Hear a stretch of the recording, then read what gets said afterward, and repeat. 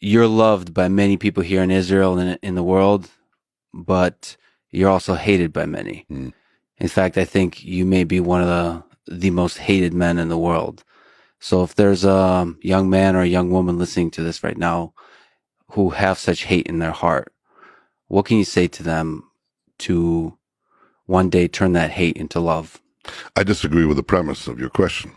I think I've enjoyed a very broad support around the world. There are certain corners in which uh, we have this animosity that you describe, and it sort of permeates in some of the newspapers and news organs and so on in the United States. But it certainly doesn't reflect the broad support that I have. I just gave an interview on an Iranian channel, 16 million viewers. I gave another one, just did a little video a few years ago, 25 million viewers from Iran. Certainly no hate there, I have to tell you. Not from the regime, okay? And when I go around the world, and I've been around the world, people want to hear what we have to say, what I have to say as a leader of Israel, whom they respect increasingly as a rising power in the world. So I disagree with that. And the most important thing that goes against what you said is the respect that we receive from the Arab world and the fact that we've made 4 historic peace agreements with Arab countries. They made it with me. They didn't make it with anyone else. And I respect them and they respect me. And probably more to come. So I think the premise is wrong. That's all. Well, there's a lot of love, yes. A lot of leaders are collaborating, are Respect, I said, not love. okay, Respect. all right. Well, Love, it's a all that. spectrum. Yeah. But there is people who don't have good things to say about Israel, who do have hate in their heart for Israel. Yeah. And what can you say to those people?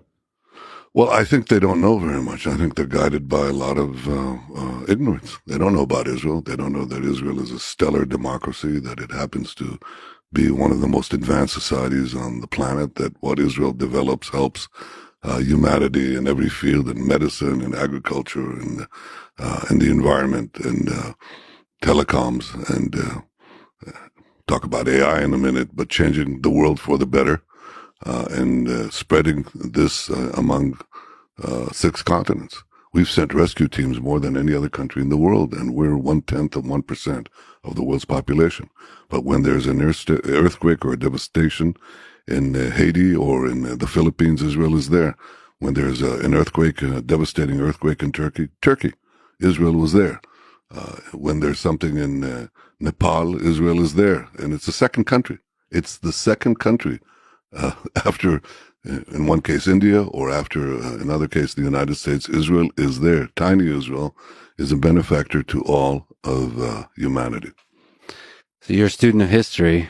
Mm. If I can just linger on that philosophical notion of hate, that part of human nature. If you look at World War II, what do you learn from human nature, from the rise of the Third Reich and the rise of somebody like Hitler and the hate that permeates that? Well, what I've learned is that you have to nip bad things in the bud.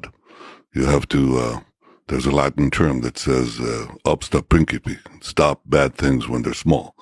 And the deliberate hatred, the incitement of hatred against one community, its demonization, delegitimization that goes with it, is a very dangerous thing. And that happened in the case of the Jews. What started with the Jews soon spread to all of humanity. So what we've learned is that's what we should never, and I never sit aside and say, oh, they're just threatening to destroy us.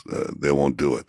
If somebody threatens to eliminate you, as Iran is doing today, and as Hitler did then, and people discounted it, well, if somebody threatens to annihilate us, take them seriously and act to prevent it early on. Don't let them have the means to do so, because that may be too late. So in those threats, underlying that hatred, how much of it is anti-Zionism and how much of it is anti-Semitism? I don't distinguish between the two. You can't say, well, I'm okay with Jews, but I just don't think there should be a Jewish state. It's like saying, I'm not anti-American. I just don't think there should be an America. That's basically what people are saying vis-a-vis anti-Semitism and anti-Zionism. When you say anti-Zionism, you're saying that Jewish people don't have a right to have a state of their own, and that is a denial of a basic principle that I think completely unmasks what is involved here. Today, anti-Semitism is anti-Zionism. Those who oppose the Jewish people oppose the Jewish state. If we jump from human history to the current particular moment, there's protests in Israel now about the proposed judicial reform that gives power to your government to override the Supreme Court. So the critics say that this gives too much power to you, virtually making you a dictator. Yeah, well, that's ridiculous. The mere fact that you have so many demonstrations and protests, some dictatorship, huh? There's a lot of democracy here, more rambunctious and more robust than just anywhere on the planet. Can you steel man the case that this may give too much power to the coalition government, to the prime minister, not just to you, but to those who follow? No, I think that's complete hogwash, because I think there's a very few people who are demonstrating against this. Quite a few, quite many, don't have an idea what is being discussed. They're basically being sloganized. You can sloganize, something about not mass media right now, but the social network. You can basically feed deliberately with big data and big money. You can just feed slogans and get into people's minds. I'm sure you don't think I exaggerate, because you can tell me more about that. And you can create mass mobilization based on these absurd slogans. So here's where I come from and what we're doing, what we're trying to do, and what we've changed in what we're trying to do. I'm a 19th century Democrat in my small d, yes, in my views. That is, I ask the question, what is democracy? Okay. So democracy is the will of the majority and the protection of the rights of, they call it the rights of the minority, but I say the rights of the individual. Okay. So how do you balance the two? Okay. How do you get this? How do you avoid mobocracy? Okay. And how do you avoid dictatorship, the opposite side? The way you avoid it is something that was built essentially by British philosophers and French philosophers, but was encapsulated by the founding fathers of the United States. You create a balance between the three branches of government, okay? The legislative, the executive, and the judiciary. And this balance is what assures the balance between majority rights and individual rights. And you have to balance all of them, okay? That balance was maintained in Israel in its first 50 years and was gradually overtaken and basically broken by the most activist judicial court on the planet. That's what happened here. And gradually over the last 2-3 decades, the court arrogated for itself the powers of the parliament and the executive. So we're trying to bring it back into line. Bringing it back into line, into what is common in all parliamentary democracies and in the United States, doesn't mean taking the pendulum from one side and bringing it to the other side. We want checks and balances, not unrivaled power. Just as we said, we want an independent judiciary, but not an all-powerful judiciary. That balance does not mean bringing it back into line, doesn't mean that you can have the parliament, our Knesset, override any decision that the Supreme Court does. So I pretty much early on said, after the judicial reform was introduced, get rid of the idea of a sweeping override clause that would have, with 61 votes, that's a majority of one, you can just nullify any Supreme Court decision. So let's move it back into the center. So that's gone. And most of the criticism on the judicial reform was based on an unlimited override clause, which I've said is simply not going to happen. People are discussing something that already for 6 months does not exist.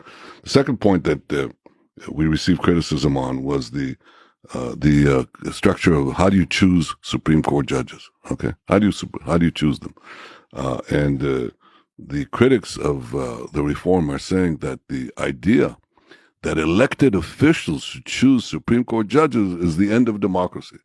If that's the case, the United States is not a democracy. Neither is France, and neither are just about every democracy on the planet. So there is a view here that you can't have the sordid hands of elected officials involved in the choosing of judges. And in the Israeli system, the judicial activism went so far that effectively the sitting judges have an effective veto on choosing judges, which means that this is a self-selecting court that just perpetrates itself. And we want to correct that. Again, want to correct it in a balanced way. And that's basically what we're trying to do. So I think there's a lot of misinformation about that. We're trying to bring Israeli democracy to where it was in its first 50 years. And it was a stellar democracy. It still is. Israel is a democracy, will remain a democracy, a vibrant democracy. And believe me, the fact that people are arguing and demonstrating in the streets and protesting is the best proof of that. And that's how it'll remain. We spoke about tech companies offline. There's a lot of tech companies nervous about this judicial reform. Mm-hmm. Can you speak to why large and small companies have a future in Israel? Because Israel is a free market economy. I had something to do with that. I introduced dozens and dozens of free market reforms that made Israel move from $17,000 per capita income to, within a very short time, to $54,000. That's nominal GDP per capita, according to the IMF. And we've overtaken in that Japan, France, Britain, Germany. And how did that happen? Because we unleashed the genius that we have and the initiative and the entrepreneurship that is latent in our population. And to do that, we had to create free markets. So we created that.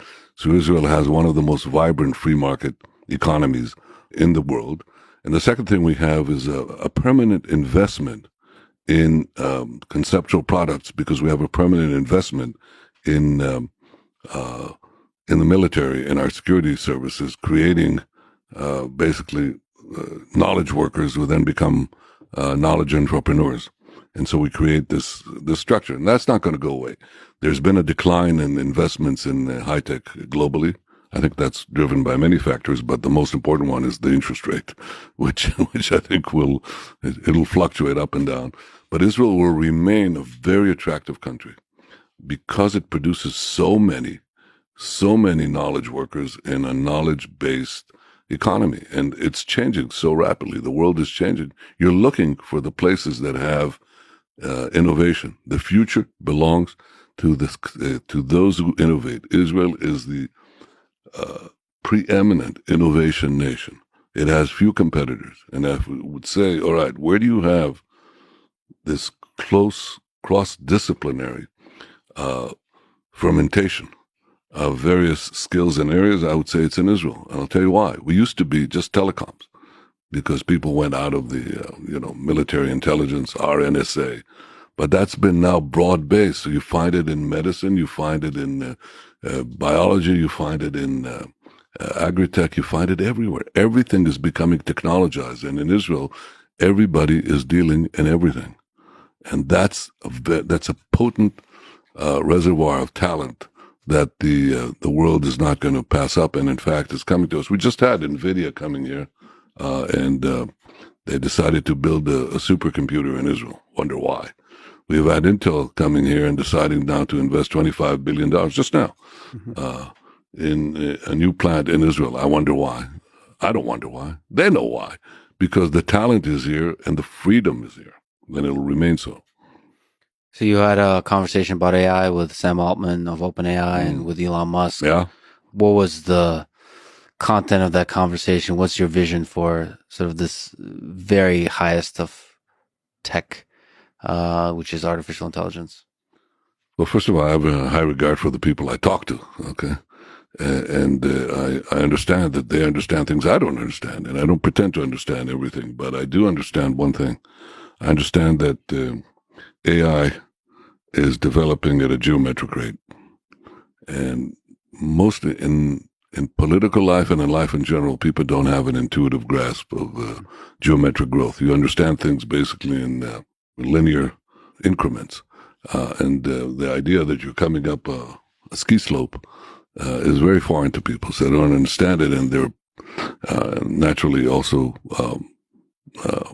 sort of taken aback by it, because what do you do? Okay? So I think there's several conclusions from my conversations with them and from my other observations that I've been talking about for many years. I'm talking about the need to do this. Well, the first thing is this. There is no possibility of not entering AI with full force. Secondly, there is a need for regulation. Third, it's not clear there will be global regulation. Fourth, it's not clear where it ends up. I certainly cannot say that. Now, you might say, does it come to control us? Okay, that's a question. Does it come to control us? I don't know the answer to that. I think that as one observation that I had from these conversations is, if it does come to control us, that's probably the only chance of having universal regulation, because I don't see anyone deciding to avoid the race and cooperate unless you have that threat. Doesn't mean you can't regulate AI within countries, even without that understanding. But it does mean that there's a limit to regulation, because every country will want to make sure that it's not doesn't give up competitive advantage if there is no universal regulation. I think that right now, just as 10 years ago, I read a novel. I don't read novels, but I was forced to read one by a scientific advisor. I read history. I read about economics. I read about technology. I just don't read novels. Okay. On this, I'm follow Churchill. He said, fact is better than fiction. Well, this fiction would become fact. And it was a book, it was a novel about a Chinese-American future cyber war. Mm-hmm. And I read the book in one sitting, called in a team of experts, and I said, all right, let's turn Israel into one of the world's 5 cyber powers, and let's do it very quickly. And we did, actually. We did exactly that. I think AI is bigger than that and related to that, because it'll cyber affects everything, but AI will affect it even more fundamentally, and the joining of the two could be very powerful. So I think in Israel, we have to do it anyway for security reasons, and we're doing it. But I think, what about our databases that are already very robust on the medical records of 98% of our population? Why don't we stick a genetic database on that? Why don't we do other things that could bring magical, are seemingly magical cures and drugs and medical instruments for that? That's one possibility. We have it in, as I said, in every single field. The conclusion is this. We have to move on AI. We are moving on AI just as we moved on cyber, and I think Israel will be one of the leading AI powers in the world. The questions I don't have an answer to is, where does it go? How much does it chew up on jobs? There's an assumption that I'm not sure is true, that the 2 big previous revolutions in the human condition, namely the agricultural revolution and the industrial revolution, definitely produced more jobs than they consumed. Okay, that is not obvious to me at all. I mean, I could see new jobs creating, and yes, I have that that comforting statement, but it's not quite true, because I think on balance they'll probably consume more jobs, many more jobs than they'll create. At least in the short term. And we don't know about the long term. No, I don't know about the long term, but I used to have the comfort, being a free market guy. I always said, we're going to produce more jobs than, by, limiting certain government jobs. We're actually putting out in the market will create more jobs, which obviously happened. We had one telecom company, a government company. When I said we're going to create competition, they said, you're going to run us out. We're not going to have more workers. Yeah, they had 13,000 workers. They went down to 7, but we created another 40,000 in the other companies. So that was a comforting thought. I always knew that was true. Okay. Not only that, I also knew that wealth would spread by opening up the markets, completely opposite to the socialist and semi-socialist creed that they had here. They said you're going to make the rich richer and the poor poor. No, and made everyone richer. And actually, the people who entered the job market because of the reforms we did actually became a lot richer on the lower ladders of the socioeconomic measure. But here's the point: I don't know that we will not have what Elon Musk calls the end of scarcity. So you'll have the end of scarcity. You'll have enormous productivity. Very few people are producing enormous added value. You're going to have to tax that to pass it to the others. Okay. You're going to have to do that. That's a political question. I'm not sure how we answer that.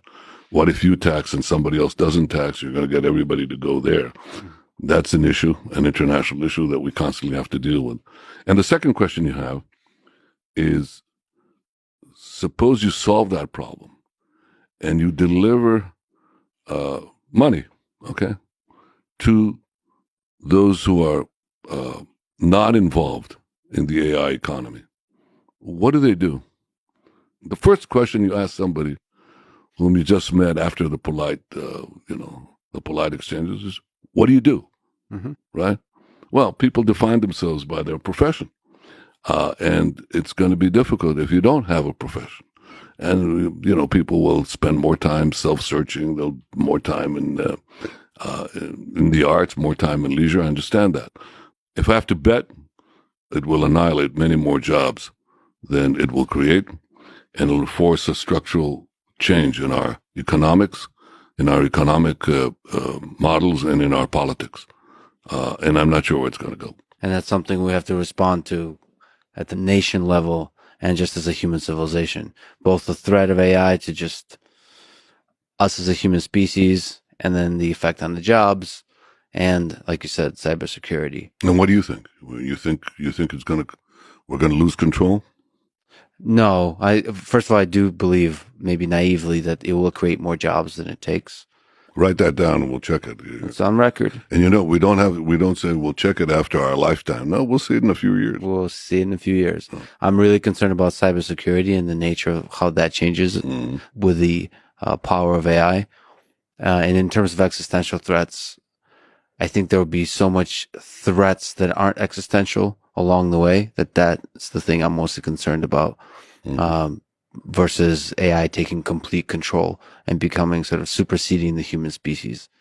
Although that is something you should consider seriously because of the exponential growth of its capabilities. It's exactly the exponential growth which we understand is before us, but we don't really, it's very hard to project forward. To really understand. That's right. Exactly right. So, I deal with what I can and where I can affect something. I tend not to worry about things I don't control, because at a certain point, there's no point. I mean, you have to decide what you're spending your time on. So I think, in practical terms, I think we'll make Israel a formidable AI power. We understand the limitation of scale, computing power, and other things. But I think within those limits, I think we can make here this miracle that we did in many other things. We do more with less.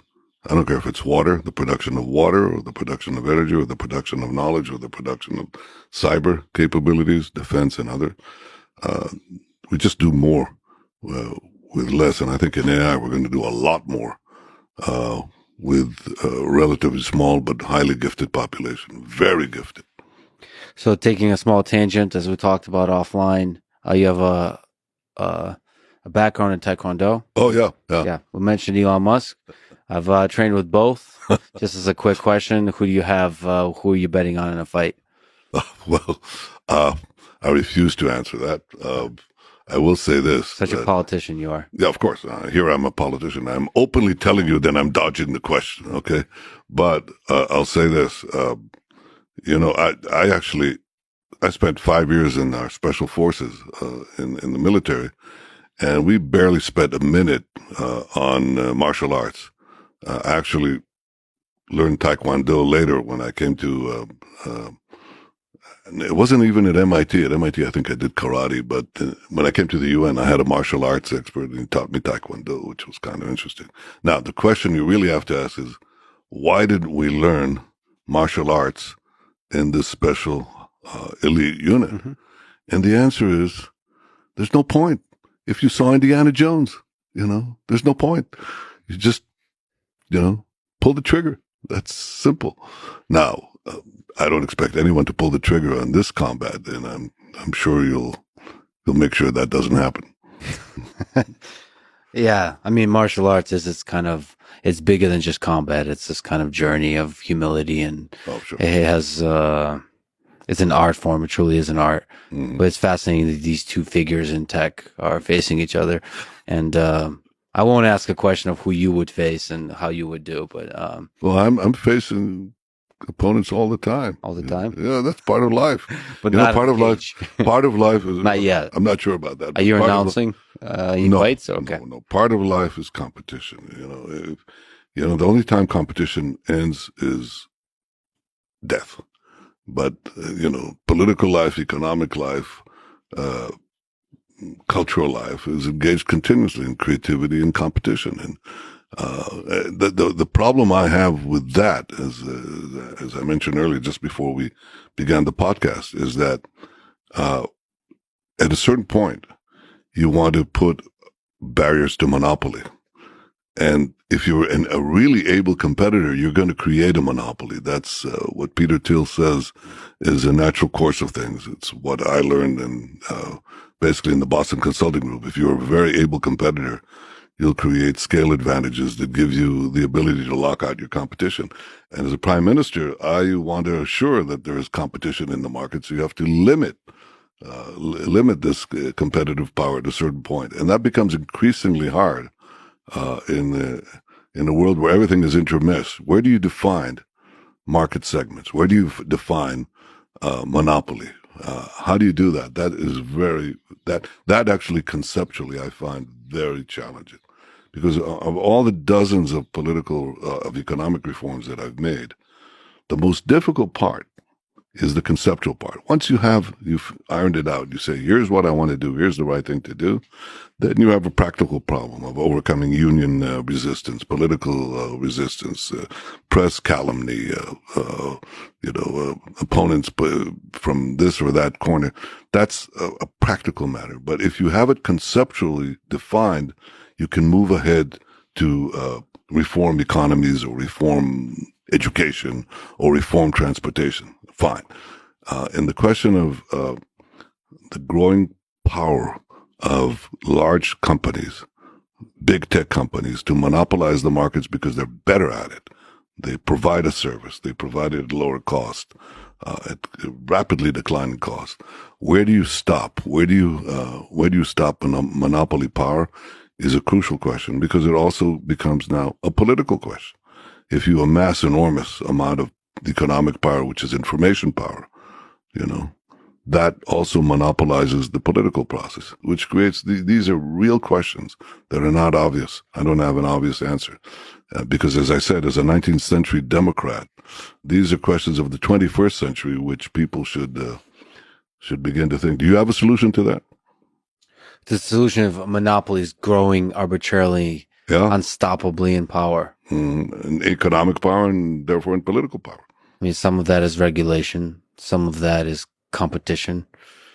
You know where to draw the line? It's not breaking up AT&T. It's not that simple. Well, I believe in the power of competition, that there will always be somebody that challenges the big guys, especially in the space of AI. The more open source movements are taking hold, the more the little guy can become the big guy. So you're saying basically the regulatory instrument is the market? In large part, in most part. Mm-hmm. That's the hope. Maybe I'm a dreamer. That's been in many ways my policy up to now. Okay? That the best regulator is the market. The best regulator in economic in economic activity is the market, and the best regulator in political matters is the political market. That's called elections. That's what that's what regulates. You know, you have a lousy government, and people make lousy decisions. Well, you don't need the wise men raised above the masses to decide what is good and what is bad. Let the masses decide. Let them vote every 4 years or whatever, and they throw you out. By the way, it happened to me. There's life after political death. There's actually political life. I was reelected 5 or 6 times, and this is my 6th term. So, I believe in that. I'm not sure. I'm not sure that in economic matters, in the geometric growth of tech companies, that you'll always have the little guy, the nimble mammal that will come out and slay the dinosaurs or overcome the dinosaurs, which is essentially what you said. Yeah, I wouldn't count out the little guy. You wouldn't count out the little guy. Well, I hope you're right. Well, let me ask you about this market of politics. So you have served 6 terms as prime minister, over 15 years in power. Let me ask you again, human nature. Do you worry about the corrupting nature of power on you as a leader, on you as a man? Not at all, because I think that the thing that drives me is nothing but the mission that I took to assure the survival and thriving of the state, the Jewish state. That is, its economic prosperity, but its security and its ability to achieve peace with our neighbors, and I'm committed to it. I think there are many things that have been done. There are a few big things that I can still do, but it doesn't only depend on my sense of mission. It depends on the market, as we say. It depends really on the will of the Israeli voters, and the Israeli voters have decided to vote for me again and again, even though I wield no power in the press, no power in many quarters here, and so on. Nothing. I mean, I'm going to be very soon the longest serving prime minister in the last half century in the Western democracies. But that's not because I amassed great political power in any of the institutions. I remember I had a conversation with Silvio Berlusconi, who recently died, and he said to me about 15 years ago, something like that. He said, "So, Bibi, how many of Israel's television stations do you have?" And I said, "None." He said, "You have none?" Do you have? Do you have? I said, "None. I have 2. Yeah. He said, "No, but what you mean? You don't have any that you control?" I said, "Not only do I have none that I control, they're all against me." So he said, "So how do you win elections?" And, with both hands tied behind your back. And I said, "The hard way." That's why, I have the largest party, but I don't have many more seats that I would have if I had a sympathetic voice in the media. And Israel until recently, was dominated completely by one side of the political spectrum that, often vilified me. Not me, because they viewed me as representing basically the conservative voices in Israel that are majority. And so the idea that I'm an omnipotent authoritarian dictator is ridiculous.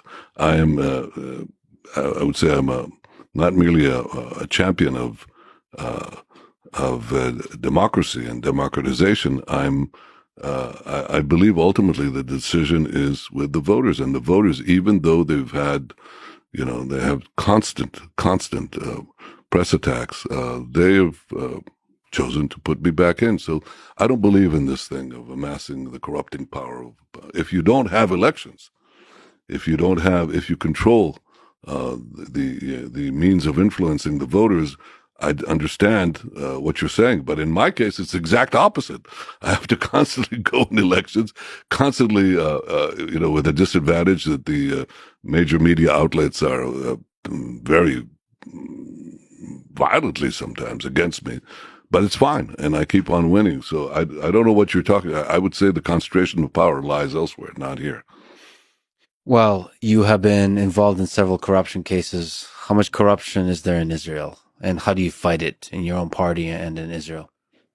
Well, you should ask a different question. What's happened to these cases? These cases have basically are collapsing, and before our eyes, there was recently an event in which the judges, the three judges in my case, called in the prosecution and said, your flagship, the bribery charge, so-called bribery charge, is gone, doesn't exist. Before a single defense witness was called, and it sort of tells you that this thing is evaporating. It's quite astounding. Even that, I have to say, was covered even by the mainstream press in Israel because it's such an earthquake. So, a lot of these charges are not a lot. These charges will prove to be nothing. I always said, listen, I stand before the legal process. I don't claim that I'm exempt from it in any way. On the contrary, I think the truth will come out, and it's coming out. We see that not only that, but with other things. So I think it's kind of instructive that, no politician has been more vilified. None has been put to such what is it? About $250 million shekels were used to scrutinize me, scour my bank accounts, sending people to the Philippines, into Mexico, into Europe, into America, and looking at everybody using spyware, the most advanced spyware on the planet against my associates, blackmailing witnesses, telling them, think about your family, think about your wife, you better tell us what you want. All that is coming out in the trial. So I would say that most people now are no longer asking, including my opponents. It's sort of trickling in as the stuff comes out. People are not saying, what did Netanyahu do? Because he apparently did nothing. What was done to him is something that people ask. What was done to him? What was done to our democracy? What was done in the attempt to put down somebody who keeps winning elections despite the handicaps that I described? Maybe we can nail him by framing him. And the one thing I can say about this court trial is that things are coming out, and that's very good. Just objective things are coming out, changing the picture. So I would say the attempt to brand me as corrupt is falling on its face, but the thing that is being uncovered in the trial, such as the use of spyware on a politician's surroundings to try to shake them down in investigations, put them in flea-ridden cells for 21 days, invite their 84-year-old mother to investigations without cause, bringing in their mistresses in the corridor, shaking them down. That's what people are asking. That corruption is what they want corrected. What is the top obstacle to peaceful coexistence of Israelis and Palestinians? Let's talk about the big question of peace in this part of the world. Mm-hmm. Well, I think the reason you have the persistence of the Palestinian-Israeli conflict, which goes back about a century, is the persistent Palestinian refusal to recognize a Jewish state, a nation state for the Jewish people in any boundary. That's why they opposed the establishment of the state of Israel before we had a state, and that's why they've opposed it after we had a state. They opposed it when we didn't have Judea and Samaria, the West Bank in our heads, and Gaza, and they oppose it after we have it. Doesn't make a difference. It's basically their persistent refusal to recognize a Jewish state in any boundaries. And I think that their tragedy is that they've been commandeered for a century by leadership that refused to compromise with the idea of Zionism, namely that the Jews deserve a state in this part of the world. The territorial dispute is something else. You have a territorial dispute if you say, okay, you're living on this side, we're living on that side, let's decide where the border is, and so on. That's not what the argument is. The Palestinian society, which is itself fragmented, but all the factions agree there shouldn't be a Jewish state anywhere, okay?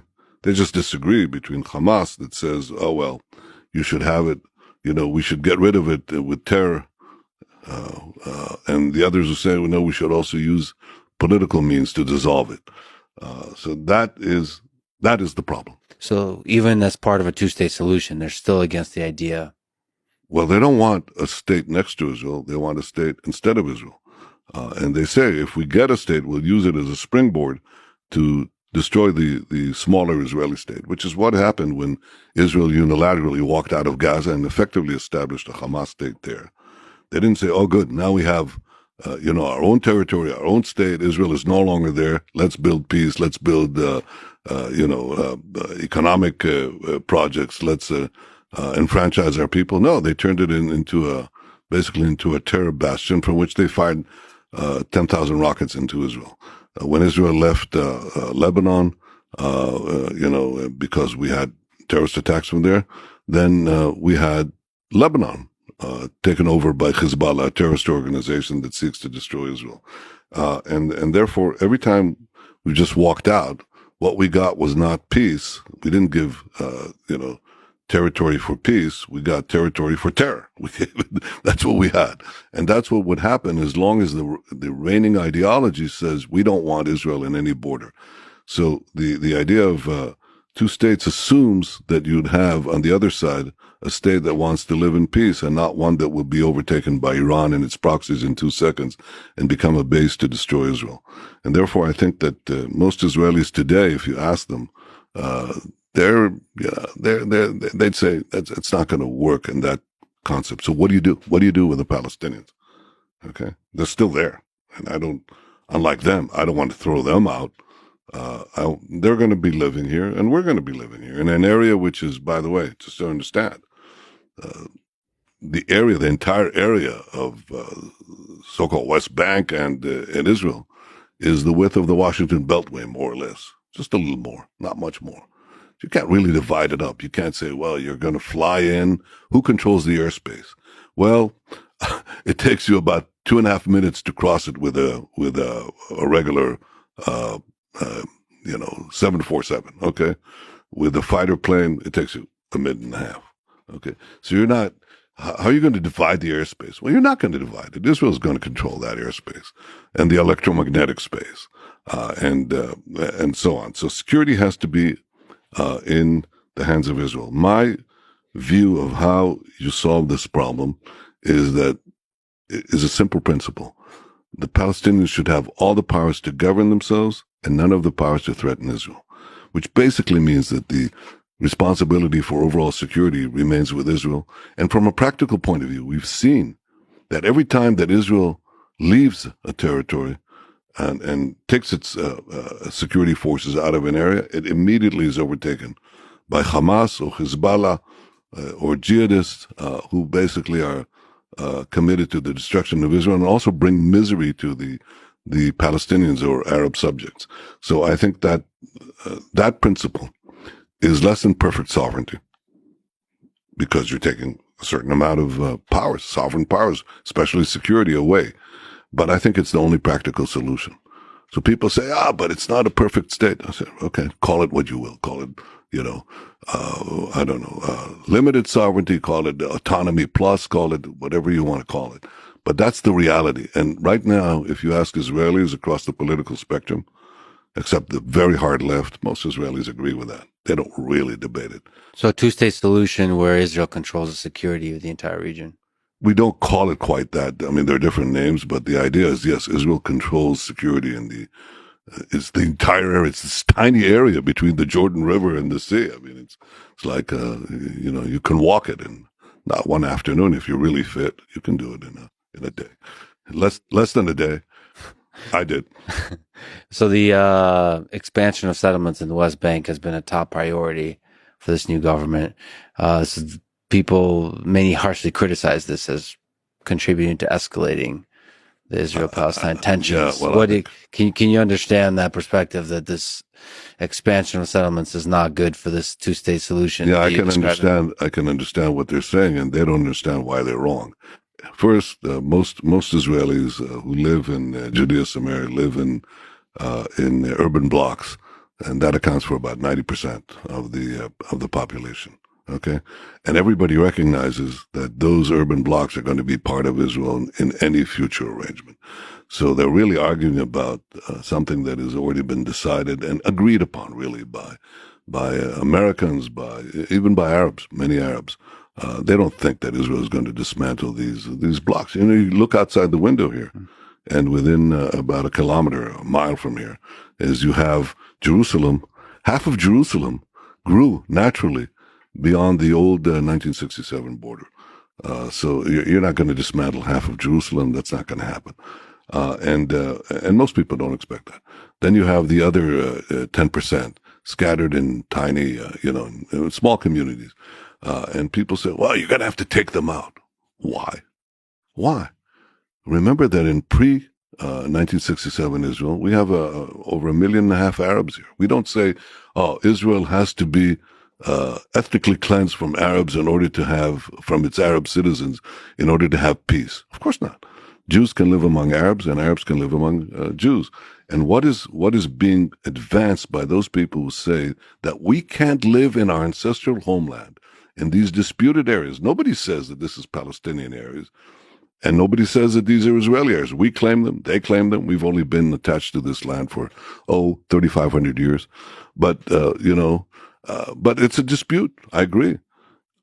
But I don't agree that we should throw out the Arabs, and I don't think that they should throw out the Jews. And if somebody said to you, the only way we're going to have peace with Israel is to have an ethnically cleansed Palestinian entity, that's outrageous. If you said the only way, you shouldn't have Jews living in, in suburbs of London or New York and so on, I don't think that will play too well. The world is actually advancing a solution that says that Jews cannot live among Arabs and Arabs cannot live among Jews. I don't think that's the right way to do it. And I think there's a solution out there, but I don't think we're going to get to it, which is less than perfect sovereignty, which involves Israeli security, maintained for the entire territory by Israel, which involves not rooting out anybody, not kicking out, uprooting Arabs or Palestinians. They're going to live in enclaves in sovereign Israel, and we're going to live probably in enclaves there, probably through transportational continuity as opposed to territorial continuity. That is, for example, you can have tunnels and overpasses and so on that connect the various communities. And we're doing that right now. And it actually works. I think there is a solution to this. It's not the perfect world that people think of, because that model, I think, doesn't apply here. If it applies elsewhere, it's a question. I don't think so. But I think there's one other thing, and that's the main thing that I've been involved in.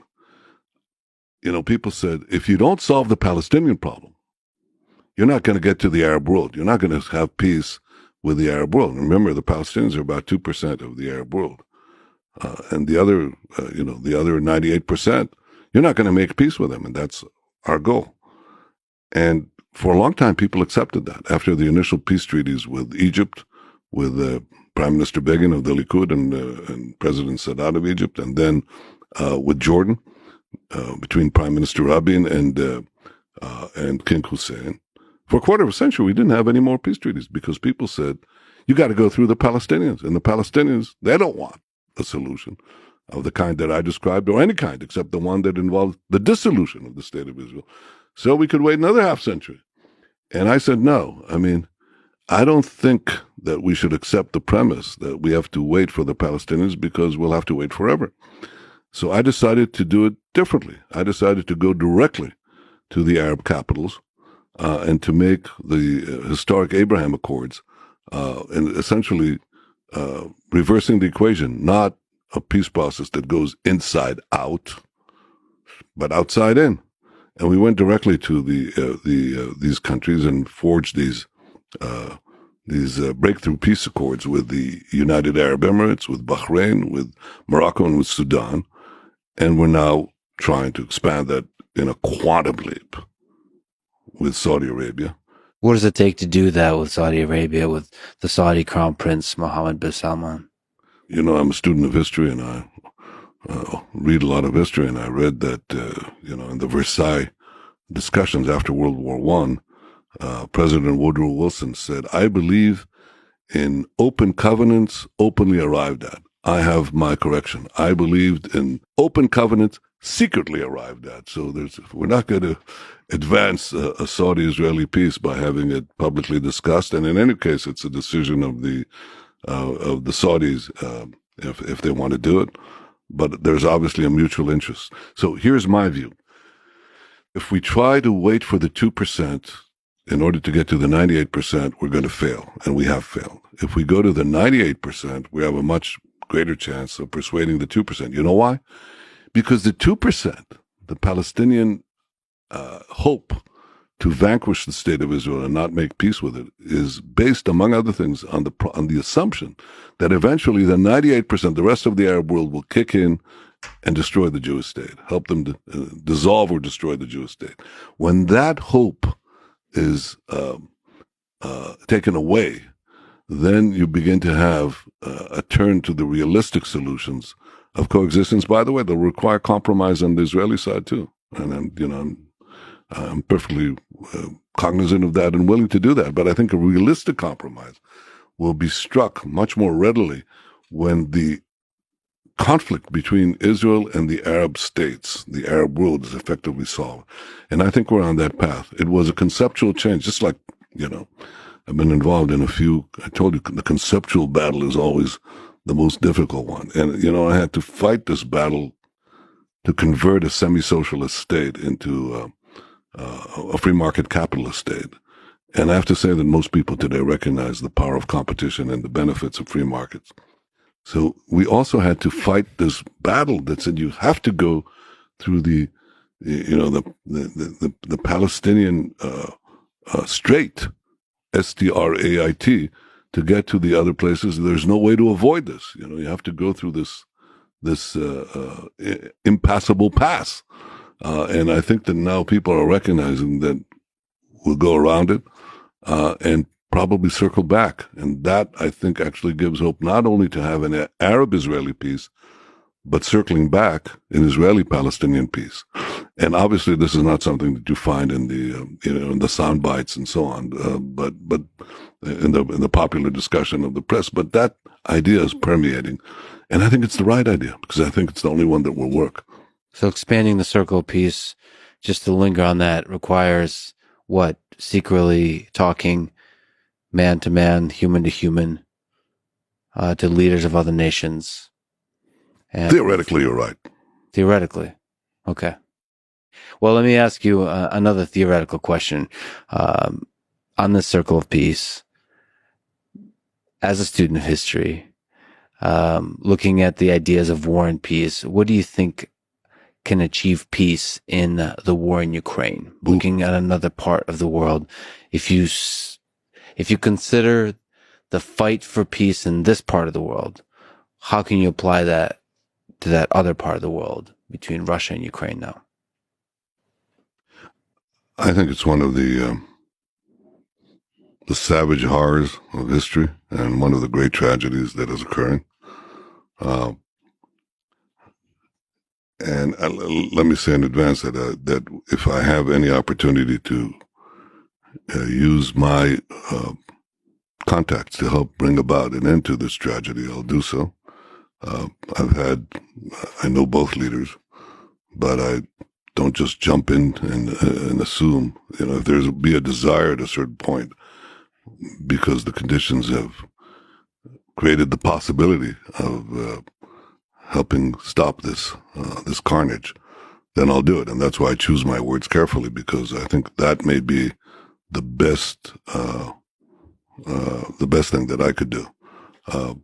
Look, I think what you see in Ukraine is what happens if you have territorial designs on a territory by a country that has nuclear weapons. And that, to me, you see the change in the equation.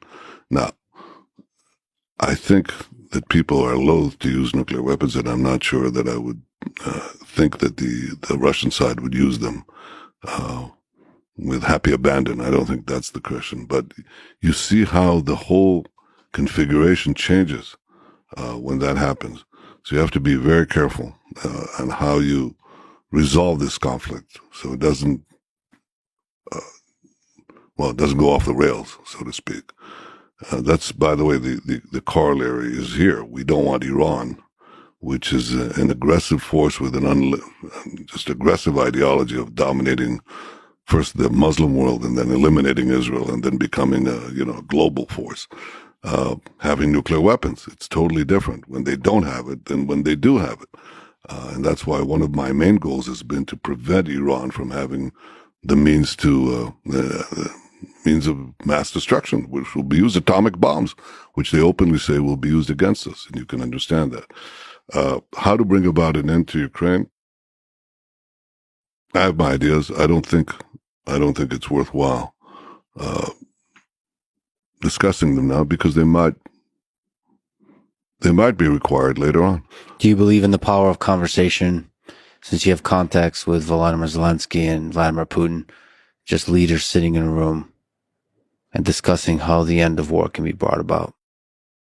I think it's a combination of that, but I think it's the question of interests and whether you have to get both sides to a point where they think that conversation will lead to something useful. I don't think they're there right now. What part of this is just basic human ego, stubbornness, all of this between leaders, which is why I bring up the power of conversation, of sitting in a room, realizing we're human beings, and then there's a history that connects Ukraine and Russia.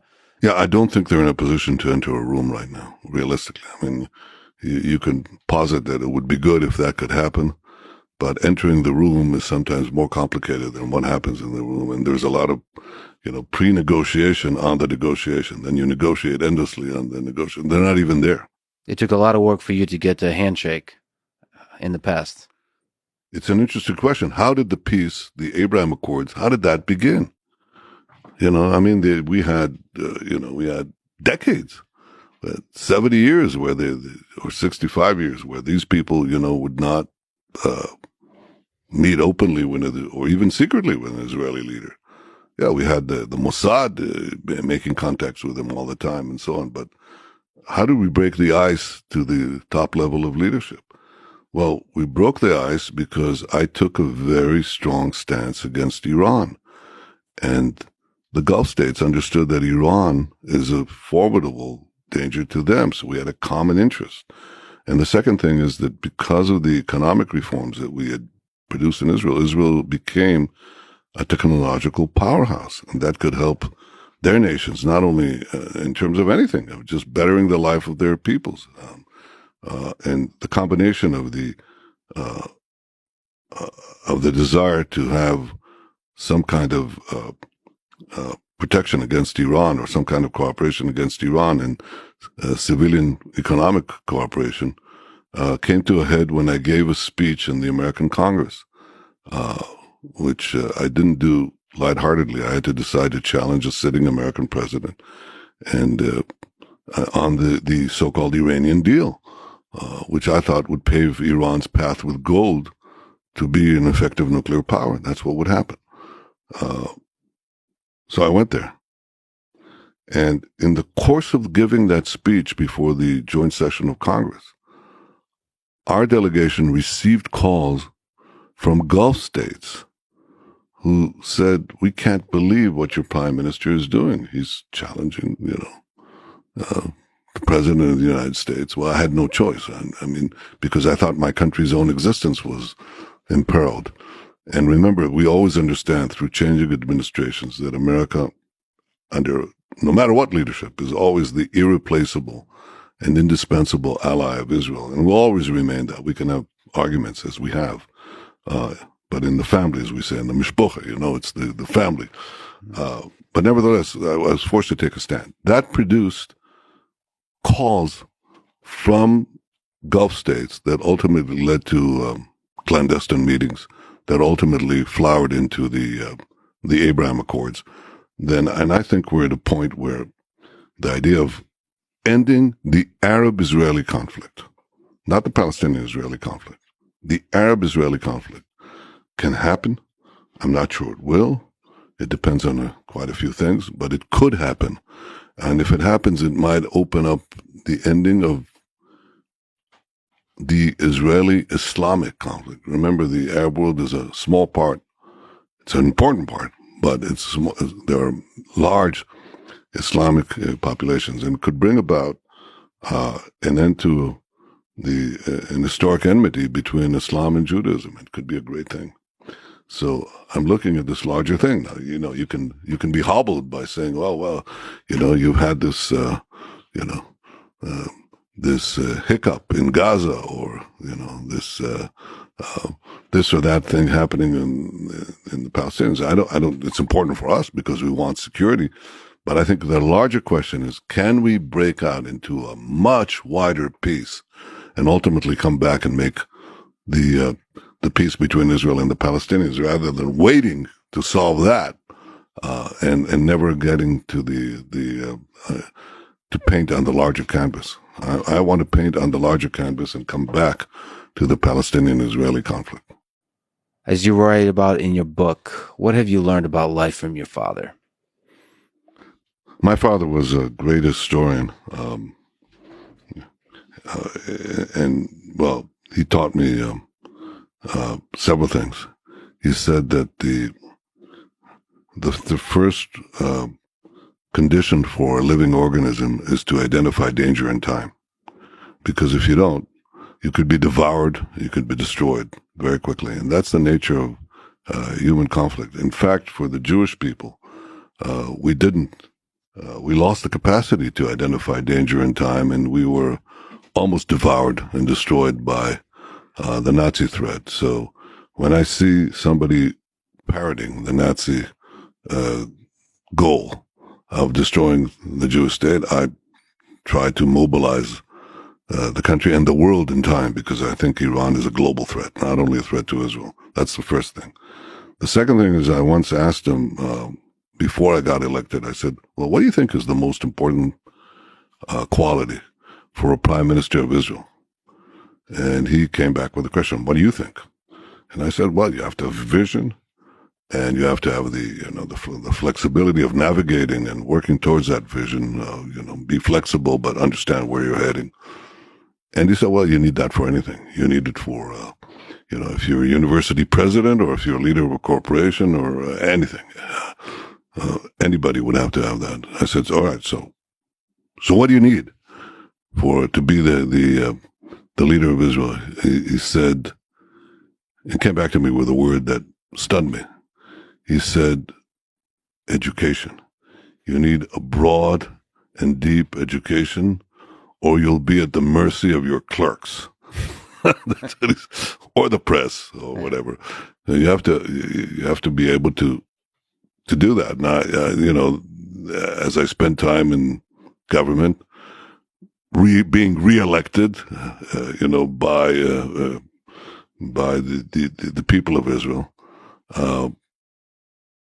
I recognize more and more how right he was. You need to constantly ask yourself, where's the direction we want to take the country? How do we achieve that goal? But also understand that new disciplines are being added. You have to learn all the time. You have to learn all the time. You have to add to your intellectual capital all the time.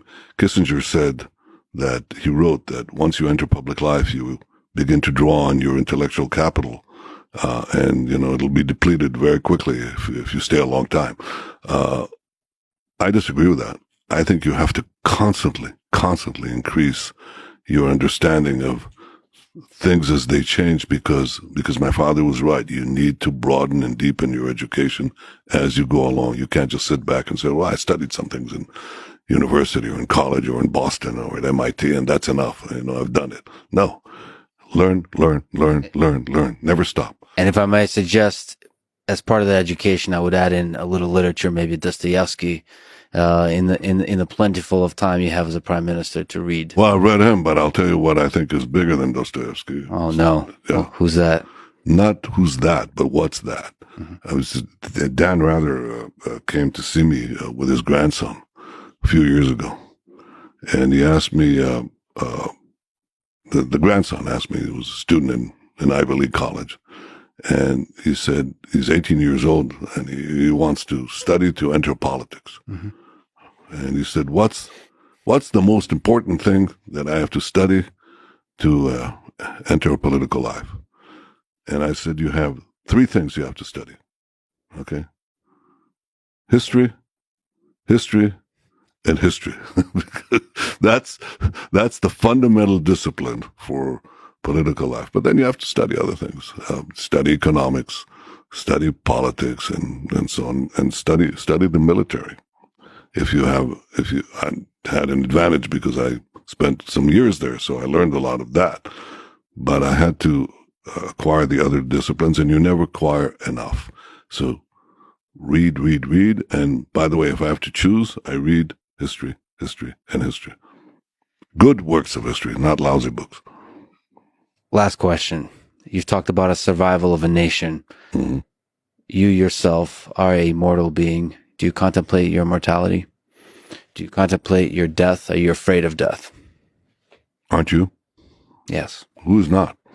I mean, if you're if you're a being with conscience, I mean, one of the unhappy things about the human brain is that it can contemplate its own demise.